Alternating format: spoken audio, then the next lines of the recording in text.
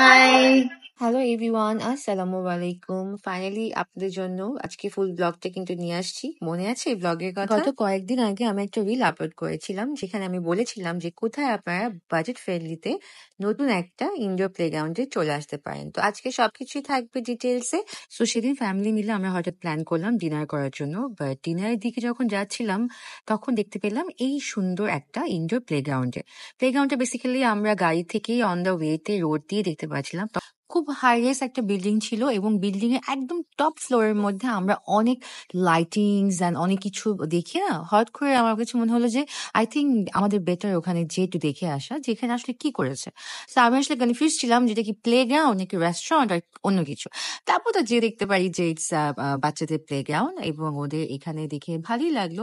So lift থেকে বের হয়ে আমরা আসলে দেখতে পেলাম যে জায়গাটা বলতে গেলে বরাবরই একটু ছোট স্পেস, কারণ ওদের রিসেপশন যেখানে আমাদের টিকিট কাউন্টার বলি সেটা আসলে লিফট বাইরে দেখেছিল। সো এই পার্টটা আমার কাছে তেমন একটা আহামরি খুব ভালো ফ্যান্সি মনে হয়নি, বাট ইটস ওকে। তো এরপর আমরা সবাই মিলে ভেতরে এন্ট্রি করে ফেলি। সো আচ্ছা, আগেই শেয়ার করে দিই আমরা আসলে প্যাকেজটা যে নিয়েছিলাম।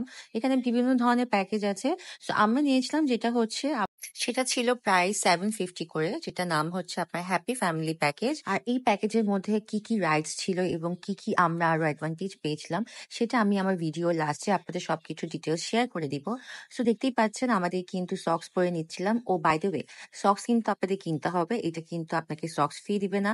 সো আমার যতটুকু মনে আছে সক্স গুলো মনে হয় পার পেয়ার 20 to 30 টাকা নিয়েছিল। সো তারপর সক্স পরার পর আমি ওদের ফুড সেকশন অলরেডি হাঁটা শুরু করে দিয়েছি দেখার জন্য যে এখানে কি কি খাবার আছে। তেমন আহামরি কোনো খাবার নেই, আই গেস আপনি দেখতেই পাচ্ছেন অলরেডি ভিডিওতে। ওদের কিছু চিপস আইটেম আছে এবং কিছু ড্রিঙ্কস আছে। আর একটা যেটা ভালো লাগলো সেটা হচ্ছে ওদের এখানে একটা কফি মেশিন আছে। সো বাচ্চারা যখন খেলতে থাকবে, আপনার যদি প্যারেন্টস যারা আছেন বোর হয়ে যাবেন, তারা আপনার এখানে বসে কফি খেতে পারেন। That's it. সো যেহেতু এটা নিউ লঞ্চ করেছে, সো ওরা বলছিল যে ওরা আরো কিছু আইটেমস অ্যাড করবে।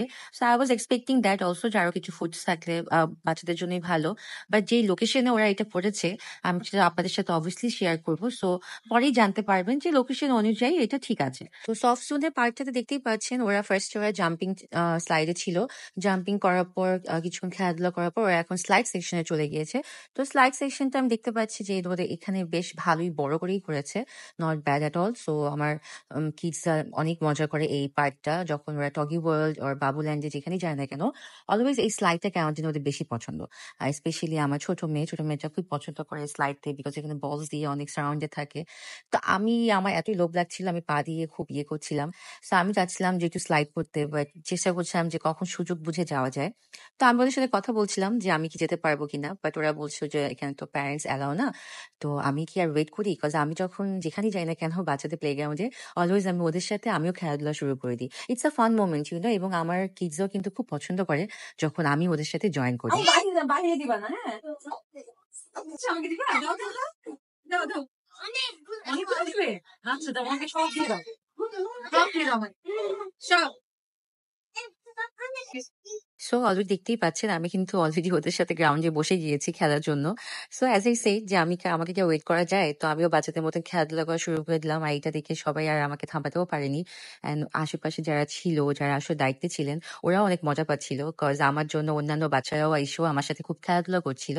সো এরপর আমি কি করলাম, আমি ওদেরকে বললাম যে আমি একটু স্লাইড করবো। তো স্লাইডটা আসলে ফার্স্ট ওরা অ্যাগ্রি করছিল না, পরে এট দ্য মোমেন্ট আমি বললো ঠিক আছে আপু আপনি করেন, যাতে কেউ না দেখে। সো ব্যাস, আই ওয়াজ ভেরি এক্সাইটেড যখন আমাকে পারমিশন দিল যে ঠিক আছে আপনি যান, স্লাইডটা জাস্ট আমাকে একবার করতে দেওয়া হবে, এর বেশি দেওয়া হবে না। সো আমি তাড়াহুড়া করে চলে গেলাম এবং আমার বেবিরা অলরেডি দৌড়তে চলে আসছিল আমার পিছে পিছে আম্মুর সাথে স্লাইড করবো। দেন আমরা তিনজন একসাথে পজিশন নিয়ে এই তো ব্যাস স্লাইডটা দিয়ে দিলাম। মাই গড, ট্রাস্ট মি, স্লাইড দেওয়ার সময় এত স্লিপারি ছিল, বিকজ আমার ড্রেসটা স্লিপারি ছিল। So anyways it was a good fun. Then আমরা সফট জোন থেকে চলে যেয়ে আবার ভাবলাম যে একটু রাইডসে চলে যাই। তো বাচ্চারা বলছে যে অনেকক্ষণ তো সফট জোনে ছিল, তো রাইডসে গেলাম। তো রাইডস আমরা যে দেখতে পেলাম ওদের আহামরি কিছু রাইডস ছিল না, সবই আসলে 5, 6, 7 ইয়ার্স এর ওল্ডের মধ্যে ছিল। বাট রাইডস এর যেটা একটা ভালো অপশন ছিল সেটা হচ্ছে যে 12 বছর পর্যন্ত বাচ্চারা ওই রাইডস গুলাতে উঠতে পারবে। তো যার কারণে আমার ছেলে আসলে উঠতে পারছিল, যেহেতু আমার ছেলের বয়স 9 বছর। সো হি ওয়াজ হ্যাপি যে সে রাইডসটা নিতে পারছিল। তো অনেক ছোট একটা জায়গার মধ্যে আসলে করেছে। তো আর একটা ডিসঅ্যাডভান্টেজ ছিল, সেটা হচ্ছে যে কোনো কিছুতেই আসলে নাম লেখা ছিল না, যে আমি আপনাদেরকে যে স্পেসিফিকলি যে এক একটা রাইডস এর স্লাইডস এর সফট জোন থেকে শুরু করে এক একটা একটা যে নাম আপনাদের সাথে মেনশন করব সেটা আমি আসলে বুঝতে পারছিলাম যে কি নাম দিয়েছে ওরা। তো আমি আমার মতন করে নামগুলো আসলে বানিয়ে ফেলছিলাম। দেখতেই পাচ্ছেন ওদের কিন্তু এখানে একটা পিয়ানো আছে, বাট আনফরচুনেটলি পিয়ানো কিন্তু কাজ করে না। সো আমি এমন একটা অ্যাক্টিং করছিলাম যে ও মাই গড আমি কি সুন্দর পিয়ানো বাজাচ্ছি, but it's just a show off. এটা একদমই কাজের ছিল না। তো এটা দেখে আবার আমার মেয়ে আবার দৌড় দিয়ে চলে আসছে যে চালানোর জন্য। পরে সে দেখতে পারে বা জানতে পারলো যে ইটস নট ওয়ার্কিং, তখন তার মেজাজটা খুব খারাপ হয়ে গেল, কেন এটা বাজে না। সো আই ওয়াজ জাস্ট মানে ওকে বুঝাচ্ছিলাম যে মাম চলো আমরা নেক্সট কোনো রাইডে যাই। তারপর কিছুক্ষণ পর সে লেগো সেকশনে চলে গেল। আমার মেয়ে লেগো সেকশনে যেয়ে সে এখানে অলরেডি দেখতেই পাচ্ছেন যে বড় বড় অনেক ধরনের লেগো আছে এবং খুব সুন্দর করে কিন্তু লেগোটা একটা হাউস বানিয়ে রেখেছে। এখানে আবার সেটাকে আবার খুলছে আবার বানাচ্ছে। ও বাই দ্য ওয়ে বলতে ভুলে গিয়েছি, আপনার যে আমরা যে প্লেগ্রাউন্ডে এসেছি এই প্লেগ্রাউন্ডের নামটা আমার শুরুতে আসলে আমি বলতে ভুলে গিয়েছিলাম। প্লেগ্রাউন্ডের নামটা হচ্ছে কিডস মেনিয়া।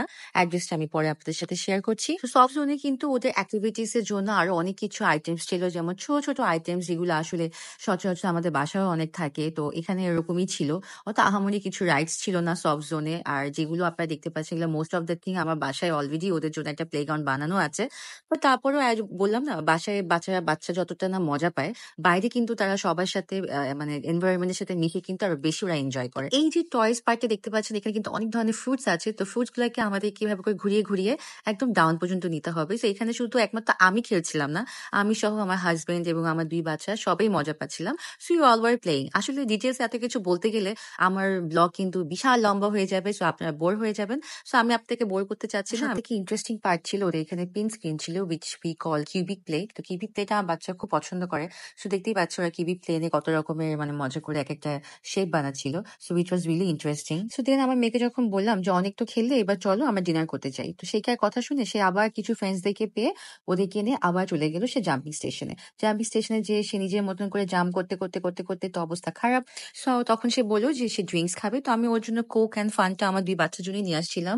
সফট জোন থেকে সে চলে গেল তার ডলফিন স্লাইডে, ডলফিন স্লাইড থেকে সে চলে গেল তার মিনি ট্রেনে, মিনি ট্রেন থেকে তারপর আমার ছেলেকে দেখতে পেলাম, সে বলছে সে এখন বাইক চালাবে, যেহেতু he is a bike lover already. আর দেখতেই পাচ্ছেন হাত পা কিন্তু খুব ভালোই লম্বা হয়ে গিয়েছে, সে অলরেডি বাইক চালাচ্ছে।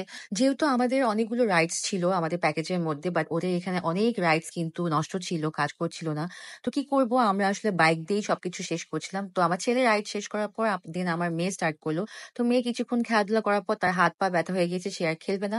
দেন আমি কি করলাম, দেন আমি বসে গেলাম বাইক রাইড করার জন্য। আমি বেশ ভালোই মজা পাচ্ছিলাম বাইক রাইড করতে, যেহেতু I am not a good rider, but তারপর আমার হাজবেন্ডের সাথে আমি বেড লেগেছি যে আমি ভালো মতন চালাবো। So I tried my level best to do. আমার আবার একটা প্রবলেম আছে, আমি যখন বাচ্চাদের সাথে কোথাও ঘুরতে যাই আমি নিজে না ওদের থেকে বেশি আমি বাচ্চাবে শুরু করে দিই। সো মুভিং ফরওয়ার্ড ওখান থেকে আমরা দেখতে পেলাম যে খুব সুন্দর একটা ডল হাউস আছে, যেটা আমি আসলে প্রথমে মিস আউট করে ফেলেছি আপনাদের সাথে শেয়ার করতে।